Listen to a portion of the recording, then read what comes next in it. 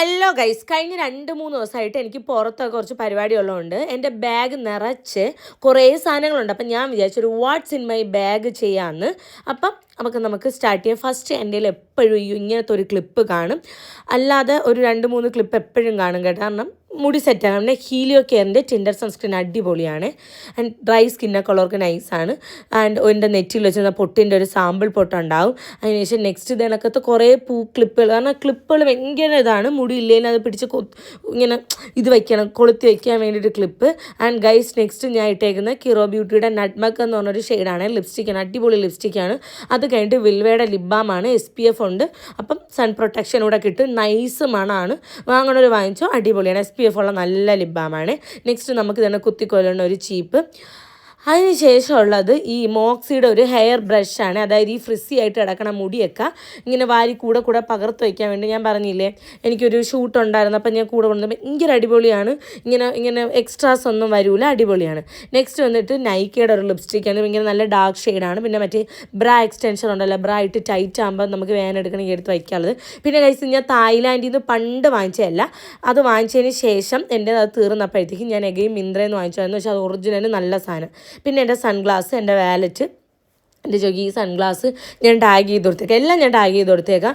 ഈ സൺഗ്ലാസ് ഭയങ്കര അടിപൊളിയാണ്, എൻ്റെ ഫേവറേറ്റ് ആണ്. ഇങ്ങനെ എല്ലാവർക്കും ചേർന്ന ഒരു സൺഗ്ലാസ് ആണ്. ഓക്കെ, അതിനുശേഷം എൻ്റെ പട്ടി ശരിയായിട്ട് ഇത് ഷൂട്ട് ഉണ്ടായിരുന്നെന്ന് പറഞ്ഞപ്പോൾ എൻ്റെ ലൈറ്റുകളാണ്.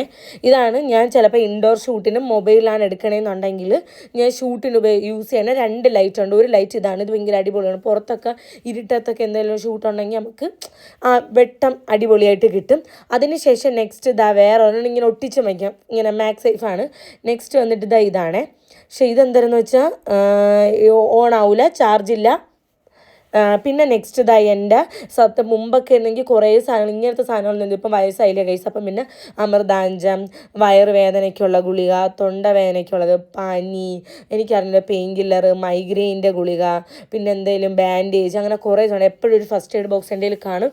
എപ്പോഴാണ് എനിക്ക് മൈഗ്രെയിനൊക്കെ കൊണ്ടുള്ളതാണെന്ന് അറിയാൻ പറ്റാത്തതുകൊണ്ട് എപ്പോഴും ഒരു ഫസ്റ്റ് എയ്ഡ് ബോക്സ് അടിപൊളിയായിട്ട് എൻ്റെ കയ്യിൽ ഉണ്ടാവും. സോ അതിനുശേഷം നെക്സ്റ്റ് ഈ ഗുളി എന്തിനാണെന്ന് എനിക്ക് ഓർമ്മയില്ല കേട്ടോ. അങ്ങനെ ഞാൻ മീനേശ്വരി നോക്കാൻ പറഞ്ഞു.